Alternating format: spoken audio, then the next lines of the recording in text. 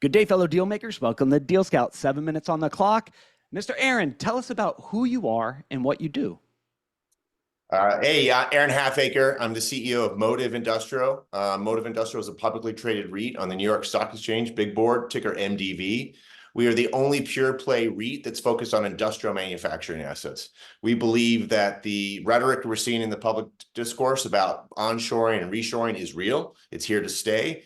We've chronically underinvested in American manufacturing over the last 30 years, and now we're seeing a sea change towards reinvesting, building our manufacturing capability back. All we buy is manufacturing assets on long-term net leases to solid credits across the United States, employing good labor force in America, and just providing an opportunity for investors to buy something that's made versus something that's sold, right? So often in real estate, if it isn't housing people, it's selling shit. It's got dollar stores and it's got strip malls, and those are all fine things, but they just take the consumption of our dollars as opposed to making something. And we buy manufacturing facilities that are building infrastructure components, guardrails, precast concrete, precision defense, aerospace, and medical types of machining equipment. Things like this that are really essential that you're not going to find on Amazon Marketplace, that you're not going to be able to use your own consumer discretionary dollars for, but there's a lot of strength and power behind it. So that's kind of what we do, and I think we're a unique approach to it.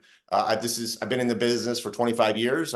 This is my second REIT that I've taken public. There's been a REIT that I've taken private. Even though I'm a CEO and I'm hired by the board, I'm the second largest individual investor out there. So I think like an investor. So we do what's right. We pay a monthly dividend. That's what Modiv stands for, monthly dividends. That's yielding about 7.5%, 8%, depending on what day you're looking at the stock price. And we trade, at a steep discount to our net asset value. So these are fundamentals that we've said in our earnings releases. If you ever go type up MDV on your phone or something like that, you'll see the types of earning releases I put out. Very candid, very transparent, no nonsense. Believe in investing in America and believe in the manufacturing. So when it comes to, like, I've got a big American flag behind me. I'm a patriot through and through. And when it comes to the idea of made in America, I believe it, right? I like it. But is it, as an investor, right? I'm an investor. As an investor, is it worth investing in America and made in America, right? Like I see these signs, like 7% dividend, 7.5. That's awesome, right? Really good job. What are your thoughts on that as you're talking to investors about made in America, invest in America? What are your thoughts? Yeah, so if you think about going back in history, we were one of the most dominant manufacturing nations ever. And then in the late 80s, we started to forsake it. We started to go into this global just-in-time delivery model where we said it works fine if we can get it outsourced from another nation. And that did work as long as it worked. And what happened was COVID-19, and then the invasion of Ukraine, and then the Panama Canal having physical limitations in terms of water, or the attacks in the Suez Canal have let us know that the supply chain can be disrupted. And so the supply chain for critical, essential things that make a nation strong are important and are good to invest in. It doesn't mean that, that your tube socks or your t-shirts or your undergarments need to be made in the United States necessarily, because you may not need them on demand. You may not care if you have to wait a year or 6 months for them to get over on a shipping container, and you don't want to pay top dollar necessarily. So doesn't mean global just-in-time delivery is going to end. It doesn't mean that manufacturing on offshore doesn't stay, but the critical components, the things that we need to be a strong nation, the things to function, the things that are essential to our well-being as a nation, are good things to invest in and earn income from. The whole political rhetoric right now around the CHIPS Act, where we're moving back semiconductor technology, think about that. That's a defensive play, right? We're trying to take chip manufacturing that's on Taiwan, make sure that we have it in the United States so that we are defensively prepared to put chips in cars or chips in planes and do what we need to do as a nation. Yeah, I love this conversation.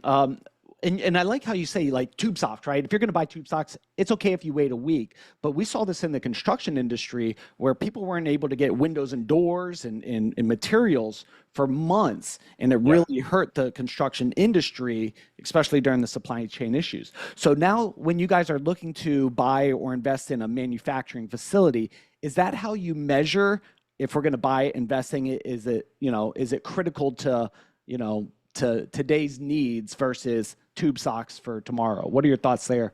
Absolutely. We need to, what we're looking for is survivorship bias. And ideally, we're looking for manufacturers that have been around through multiple Fed chairs. Volcker, Greenspan, Bernanke, Powell, they've survived multiple economic environments.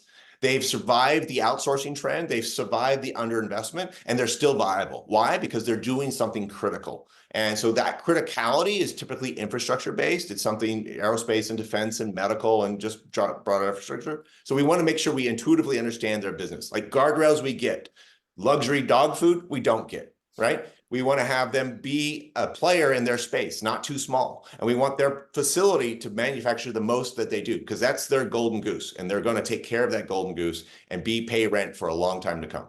Yeah. One last thing before the 7 minutes is up. You mentioned MMA in your your earnings, docs.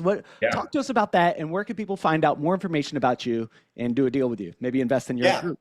If you have an iPhone or an Android, go into the stock app, type up MDV, you're going to see the press releases. The most recent one was last week, Monday. The one before that was third quarter earnings. You're going to see a style where I talk about things and I relate what we do to simple common language that we all understand, because that's how we should be speaking in this business. This is not rocket science.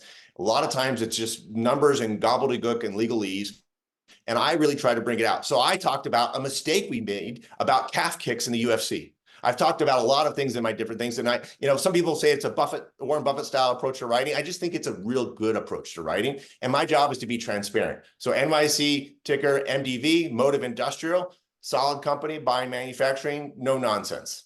Yeah, super cool. Fellow deal makers out there, as always, reach out to our guests and say thanks for being on the show. If you have a deal that you'd like to talk about here on the Deal Scout, head on over to thedealscout.com, fill out a quick form, maybe get you on the show next. Till then, we'll talk to you on the next episode.